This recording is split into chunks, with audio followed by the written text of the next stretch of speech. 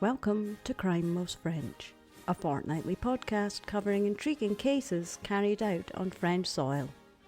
Researched and narrated by Cedric and rudely interrupted by me, Melanie. We're the true crime podcast All the Lions. Crack open le vin and let the mayhem commence. This is episode 73, The Murder of Dirk Hamer. On the 17th of August 1978, Dirk Hamer, who was sleeping on a boat off the coast of Corsica, is killed by Prince Victor-Emmanuel of Savoy, one of the pretenders to the throne of Italy. There is a Netflix documentary called The King Who Never Was at the moment on this case. I haven't watched it.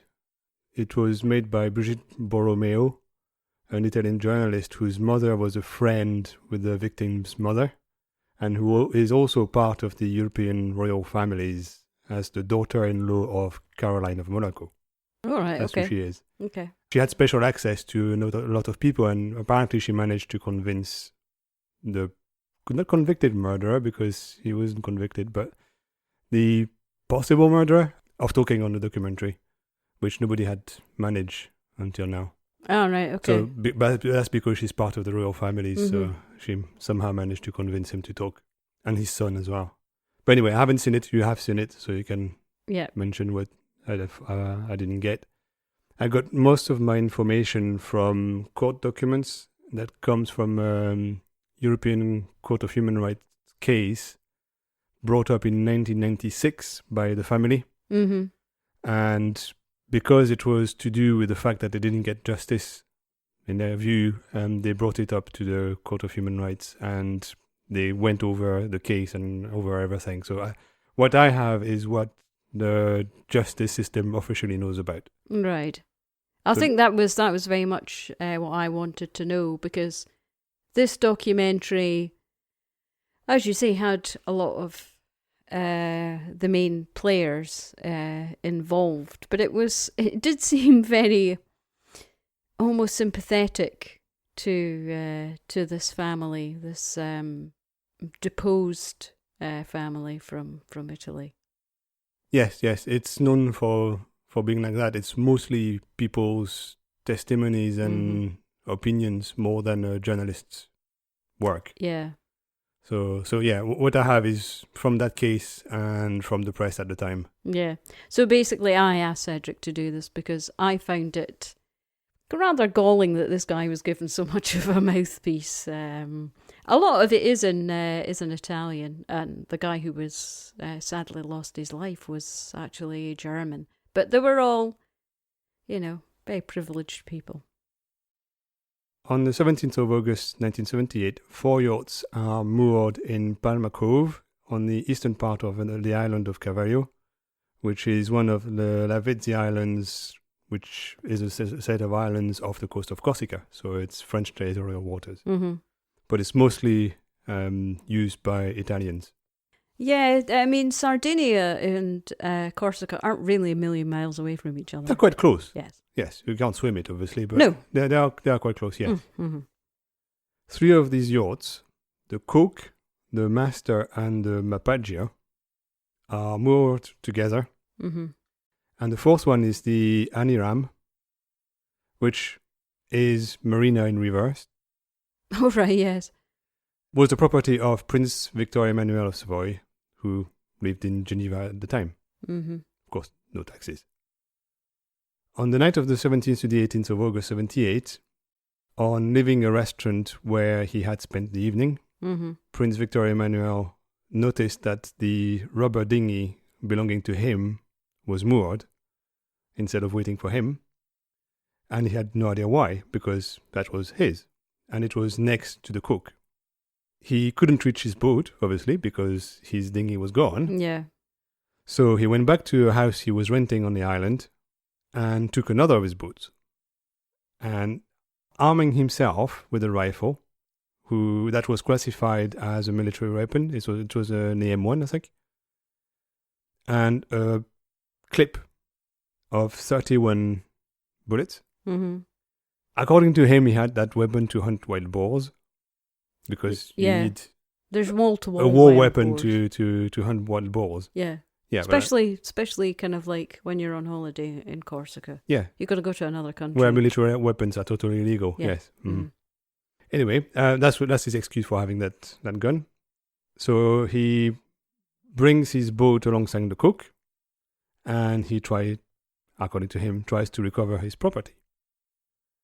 Confronting a passenger who had been woken by the maneuver, he starts fighting with that person, and during the fight, he apparently fires the weapon, and the two men fall into the water.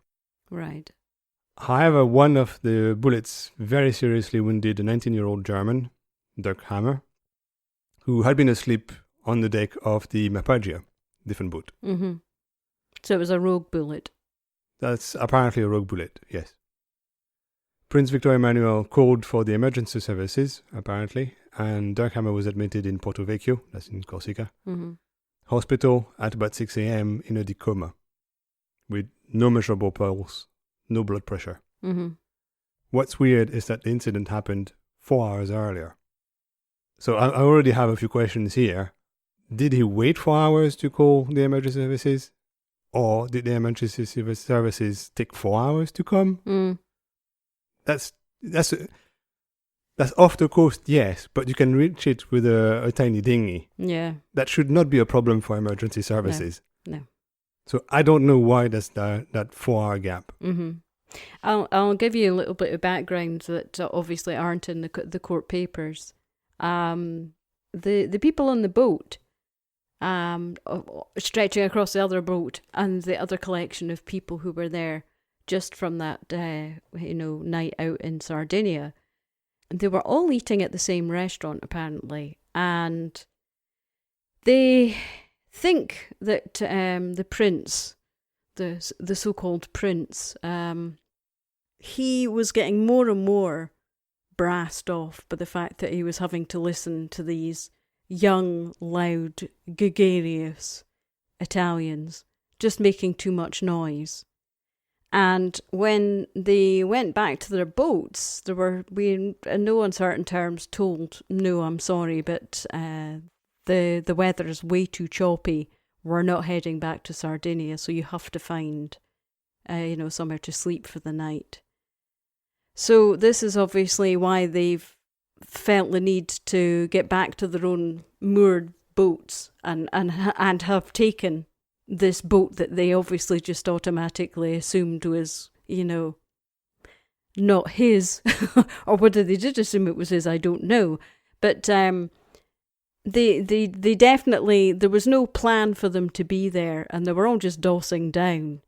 So, but he had a belly full of them, and the Italians are quite loud and gregarious, so I can't imagine what a whole restaurant full of them would have been like. And loud, very rich, and totally entitled. Everyone in this story is hugely wealthy and hugely entitled.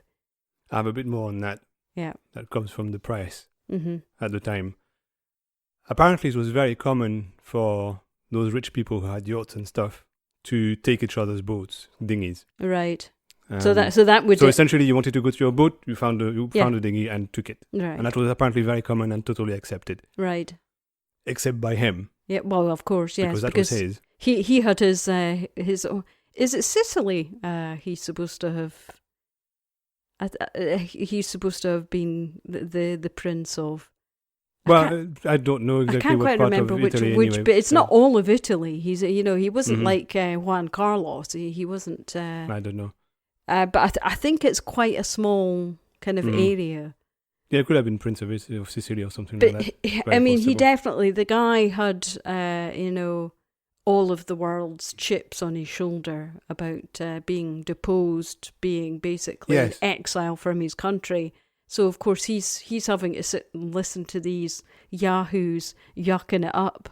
Yeah, and they can go back to Sardinia and he can't.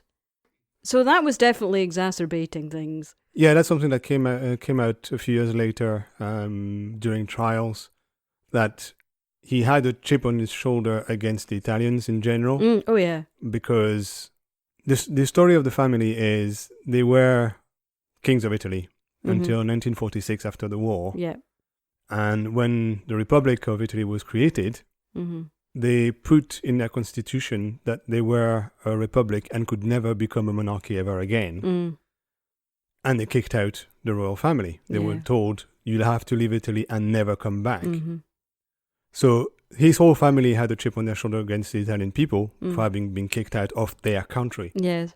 So that was already not a good start for the relationship with the young Italians. No. But also, there was, as you said, that they were very loud and there were a few incidents in the restaurant already before all this Yeah. happened. Mm-hmm. Because they were rich Italians. Yeah.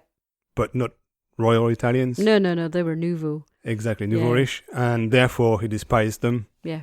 So yeah. even before they interacted, they Mm. had a problem with who they were. Yeah. So, but that came out in 1991, I think, or something like that. Mm. No one knew about it earlier than that. Which is ridiculous considering how we're, in 1979 at the moment. Yes. Yeah. Yeah. So on the 19th of August 1708, Dirk was transferred to Marseille, Northern Hospital, in a very bad condition. Mm-hmm.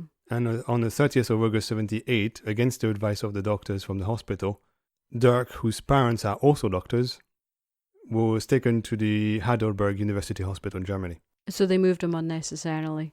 They moved in twice, yes. Yeah.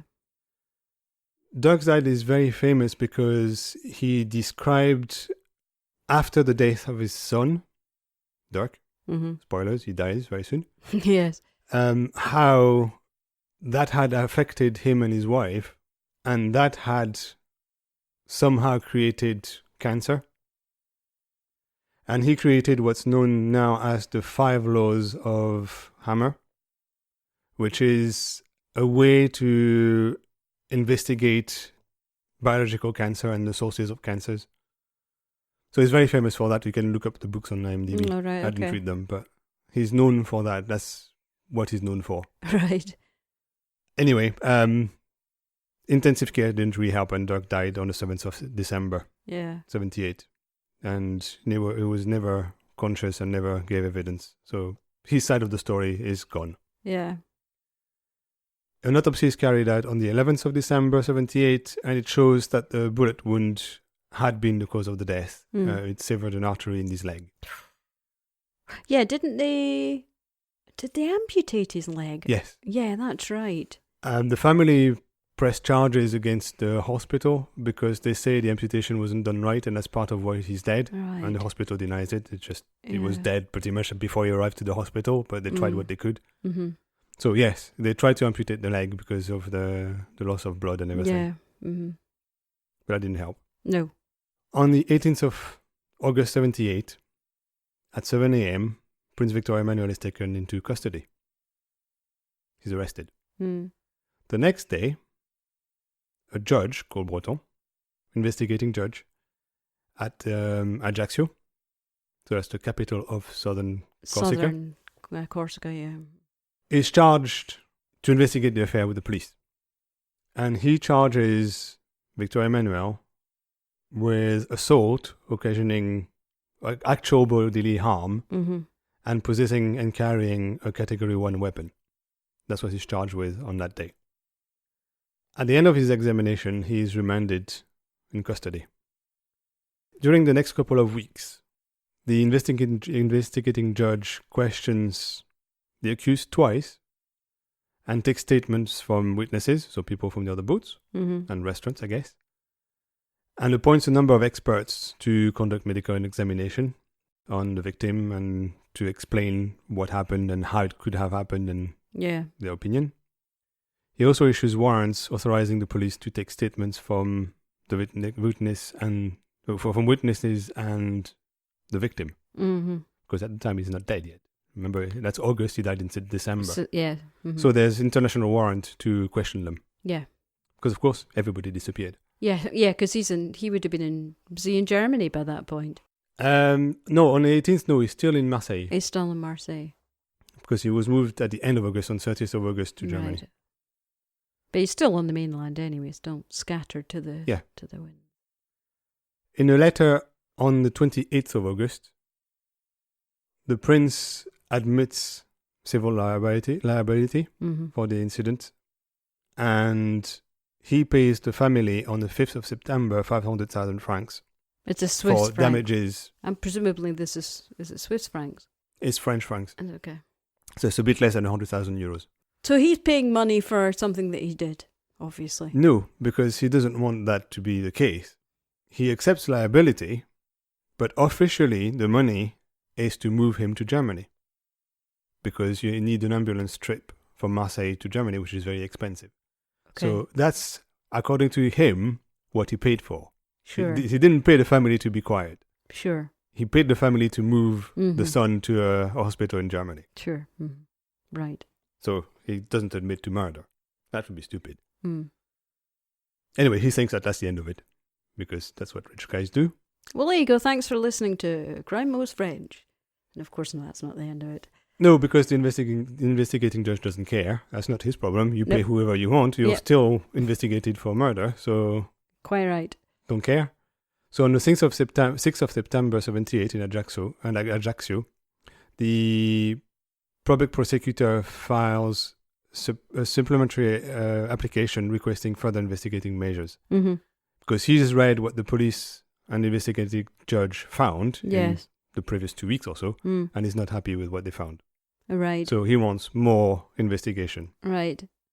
I mean, at the very least, he should be charged with having a weapon that he has no business of Well, he having. is charged with that, yes. Yes. Yeah. He's charged with having caused actual bodily harm Yes. and having a Category 1 weapon. Yeah. But he probably will get a year in prison for that, if that. Yeah. So later that month, the investigative judge orders experts to produce medical and psychological report on the prince Mm-hmm. and an analysis of the bullet extracted from the victim. Later on, he also asks for statements to be taken from the victim, and he also asks for the bullet that was extracted from Dirk Hamer Mm-hmm. to be handed over, because at that point he's in Germany in a hospital, Right, he's Where he not dead died. yet. Mm-hmm. where he will die. On the 7th of December, after Dirk dies, he asks for a second autopsy as well. Mm-hmm. So there's one that's made there, and he says, no, I want another one. Yes. So I don't know if it's because he's not happy about what the first one found. No idea. But anyway, he asked for a second autopsy. That sounds like typical judge behaviour. I was going to say that it's probably because he wants his own guys Yes. to do the... Yeah, that's very possible. I don't Yes. know who your guy is. My guy knows. Yeah. Just get on with Exactly. it. The prince is questioned several times during that period, for example, in October and November, Mm-hmm. all the way to February. Then we jump to the end of 79. The judge orders the appointment of new experts to produce additional ballistic reports. And the reason for that is because the defense is asking for it. There is a lot of, let's call it, unproven statements coming from the defense. And they alleged that there were more than one weapon. That it's not the prince that killed the German. Mm-hmm. That is not his weapon. So that's why the defense wants more ballistics examinations to prove that the bullet that is extracted from the victim is not coming from his gun. And it comes from another gun that he says he saw, but nobody else did at that point. Yeah, this is the first of the crazy theory of, the grassy knoll gunman. Yeah, that's That's pretty on a much it. boat. Yes. Yeah, yes. that just so happens to be on the boat. Yes. At the same time. So end of 79 is the start of the circus, that is that whole case where the defense sends the prosecution into circles, doing things over and over and over and over again, because they are trying to delay the trial as much as they can. They are essentially using the Trump tactic of delaying things for years until people lose interest. Yeah. During the proceedings, the family declares themselves several parties, which is something that is in the French justice system. If you have an interest in the case, you have to declare yourself part of the case. Yeah, we've mentioned that before, yes. So they declare the same civil party, which is the victim's side. Yeah, so nothing happens without you being involved. Exactly. Because otherwise, there's no case. Yeah. So they do that, So that means that the case can continue, but it took them nearly a year to do that. Then things continue going in circles. I'm going to skip quite a lot of that. There are also strange things happening to evidence during the case. And for example, there's apparently a bit of a boat that is logged as exhibit for the defense. Nobody knows where that comes from, for example. Right. They don't know what boat it comes from. They don't know if it's even related to the case or anything like that, or where it comes from, what it has to do with the case. Yeah, that sounds crazy. So that's another of those round and round and round things. So the judge has to appoint experts who are going to look at the bit of boat. And in the end, they say, we have no clue. We don't know where that comes from. We don't know what boat it comes from. It's just a bit of boat.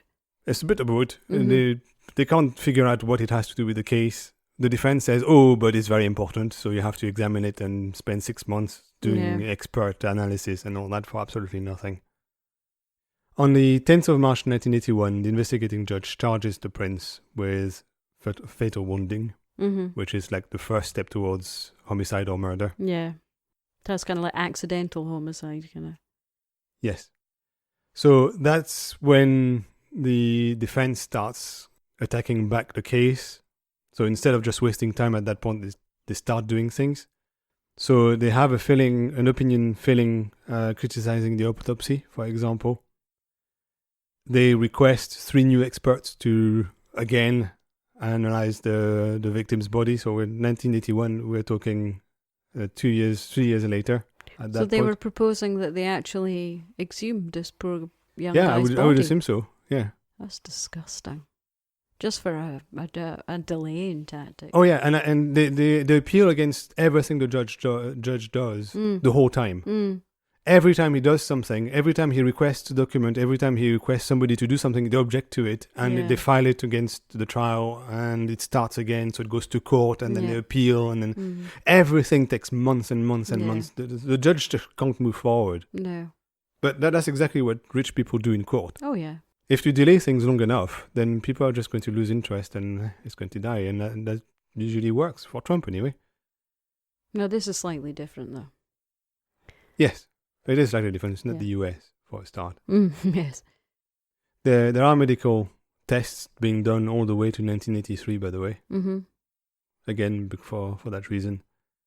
And at the end of 83, the judge is getting ready to go to court, and the last thing he does is ask for the accused's CV, which I thought was very amusing. But on the 2nd of July 1984, the case is reassigned to a new judge, apparently Mrs. de Vallon. There's been lots of controversy around that because as far as the judge was concerned, he was ready, or pretty much ready to go to court. And apparently he was assigned to a tribunal in Tahiti. Oh my God. Nobody knows why. There's been never any explanation for why that happened. Yeah, you can guess why. We can guess what? We can guess. We can have an idea, but there's been no explanation. The guy was just told, yep, that's it, you're done, you're going to the middle of the Pacific. I mean, that's clearly some kind of influence or financial influence has been pressed. I mean, that's insane to let a judge do all that prep and then go, sorry, you're not. Yeah, that sounds insane, but that's what happens. The new judge reminds the family that they have to declare themselves several parties. They have to do it several times during the whole process because when there are new phases of the process, they have to confirm that they're still, etc. And they don't do it. Oh, no. They don't do it several times, and the judge doesn't understand why. The judge write, like presidents and stuff, they write notes, and the notes are kept in archives. Yeah. And when you read the notes that the judge wrote, and you can see that she has no idea why, when she tells the family they have to do this to continue being involved in the case and to have the case alive, they don't do it. She just doesn't understand. They eventually do it, but she has to ask them several times to do it, which is weird because why not? It doesn't do anything. It's very easy to do. You just need to ask your lawyer to send a letter to the tribunal, and that's pretty much it. But no, they don't do it. So she doesn't understand what's happening. So that's another weird thing that's happening in the case. It's like they don't really want to. But anyway, with a new judge, the circus starts again. Because, of course, they start the investigations from scratch. Well, I mean, that's the thing, isn't it? She has to do her own investigation. Yes. And we're back at square one again. Yes. But what's interesting is that she wants reenactments, like all judges do, so they can see what has been happening. Right. But they can't, because all the witnesses are gone. They disappeared. They didn't leave a trace. Nobody knows who they are. The people who were around on the boats at the time, apart from the victim, they're pretty much all gone. So we know the guy who fought with the prince. We know the guy that was killed. We don't know anybody else. Everybody else disappeared. So she ends up asking people to send diagram and sketches of things because she can't have a reenactment without witnesses. God. So it's a bit of a mess. And the reason for that is because the gendarmes didn't arrest the people that were around. Yeah. So all 3 boats are let go, like the next day. Which is crazy. Kind of crazy. Yeah. And even the boats disappear. So the 3 boats that were attached together, nobody knows where they are. Like within a couple of years, they have totally disappeared. I hate so that. Know that they've been re-registered, renamed, I hate and that when sent you lose somewhere your boat. else. I mean, isn't that just terrible? Yeah. And there's no VIN number for boat. So once you rename a boat, that's it. You can't find it anymore because there's no other identification. It's same ISO number though, eh? If it's registration number. Oh, you mean IMO? IMO, yeah, sorry. Yeah, but you can change an IMO. You just say it's a new boat, and you get a new IMO because the IMO is attached to a hull. So you can easily say, "Oh no, that's my new boat. I need a new number," and that's it. Yeah, there's no link with the old number. It's very easy to make boats disappear, and that's how lots of dodgy maritime company and transport companies and all that get away with murder, essentially, because they just rename their boats, change the IMO, and nobody can trace who did what when. The high seas are essentially lawless, so they can do anything they want. It's almost like they're full of pirates. Pretty much, yeah. So all that's happening because the gendarmes didn't do their job originally, and we don't know why. Because you don't easy. like to inconvenience rich people. Yeah, I guess so. That could be what it was. But anyway, one of the things that the gendarmes didn't do either is when they went onto the boats, they didn't search them. And also they were told by a security guard that he had found a gun on one of the boats when they were returned. Right. And all they said was, just go away. And that was it. So there's a declaration from that security guard that he had a gun, that he contacted the gendarmerie to say, I found a gun on the boat. And that's it. So there was another gun? According to him, yes. But we have no proof. Because the gun he returned to the owner. Because what else can he do? Yeah. It's not his. No. The gendarmerie didn't write a report. They don't seem to want to have anything to do with it. They don't care about it. So we don't know if it's true or not. That's what he says. Because he's been interviewed in the 2000s. So he says, yeah, I found a gun. I reported it. And when I was told to go away, I gave it back to the owners. So maybe there was another gun. Maybe not. That's just one guy that says it. Well, 2 guys, because the prince says it as well. Well, yes. So there are 2 people in this case that say there was another gun, but nobody else has seen it. So the grassy knoll theory isn't as crazy as it sounds. No, in this case it's not. Then there is another judge appointed. So the second judge, the second judge is told, nope, that's it, you're done. Somebody else is going to take over now. That was on the 7th of January 1987, so things start again from scratch. Mm-hmm. It's nearly like he manages to get judges kicked out of the case. So it's just Tissot at that point. The prosecutor still manages to push things.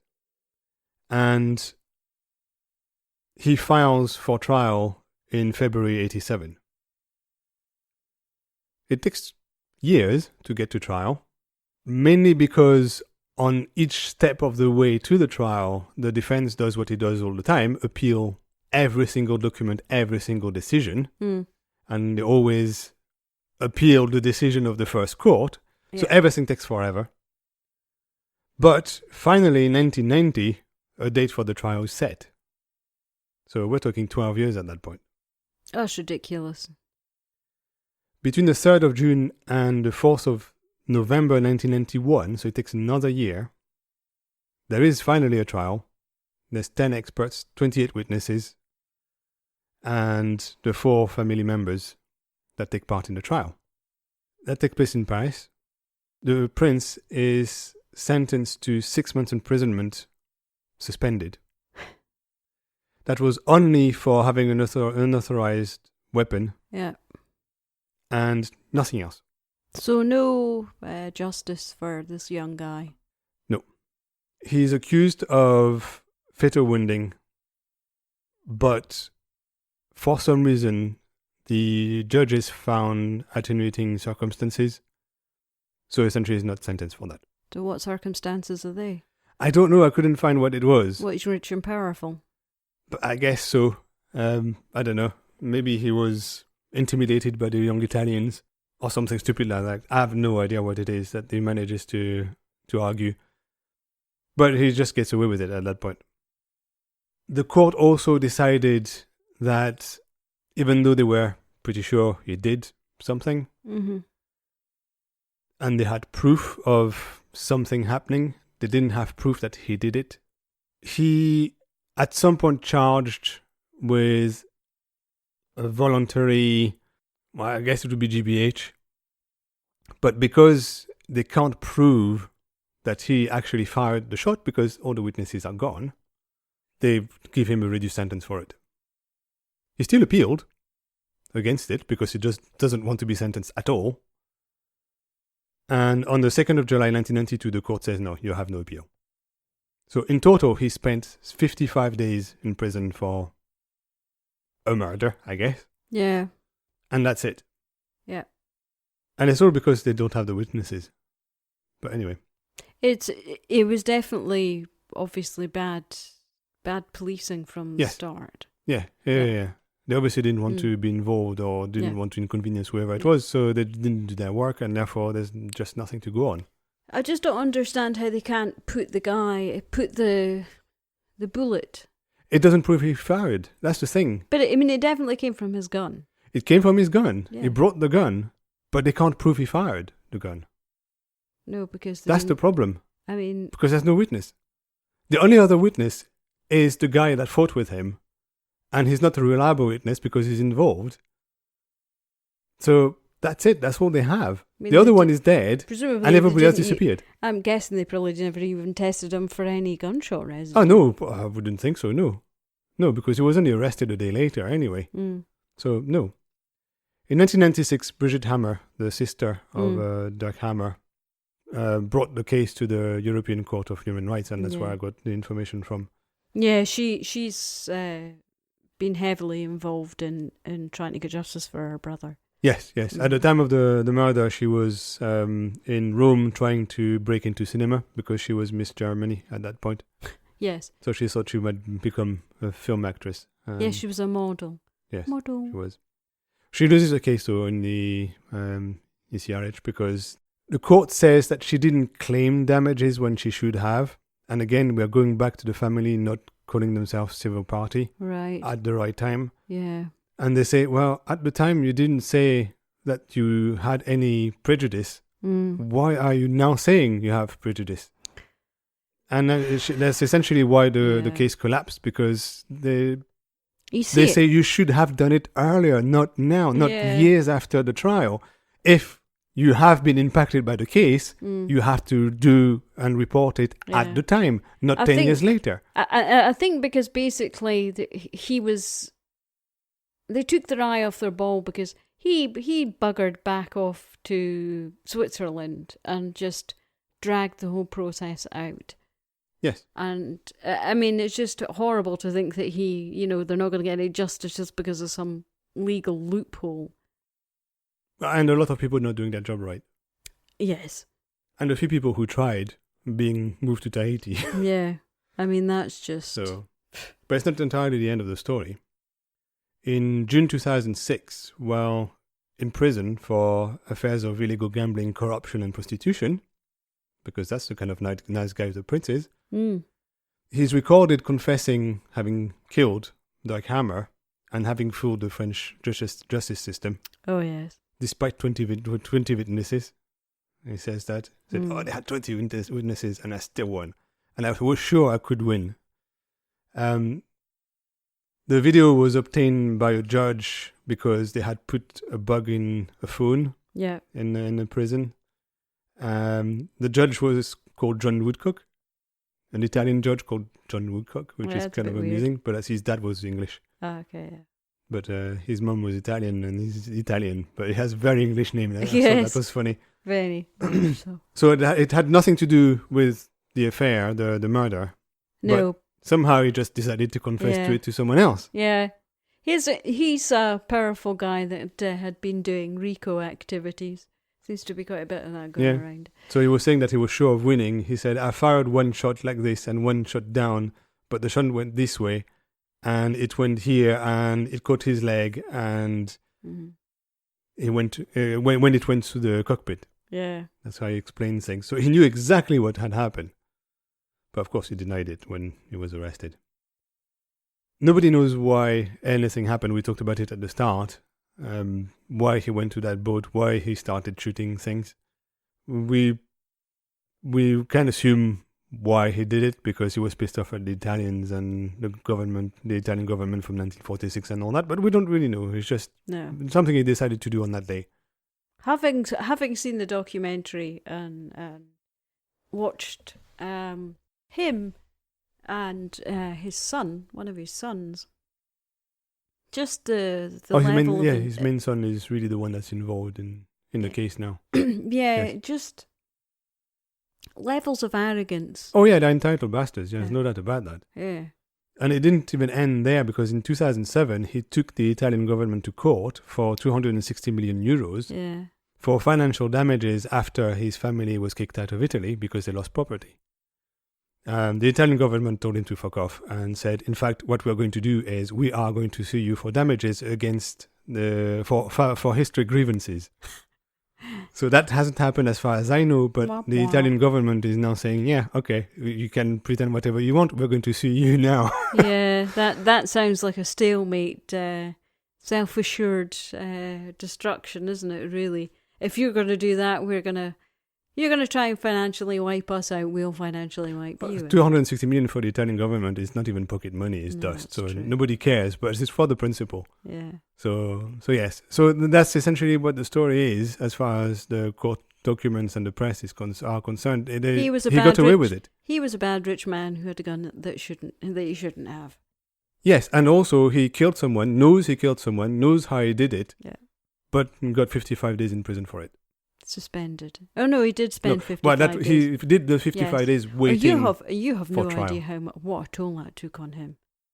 The son was just he was beside himself that his father had to do porridge for 55 days.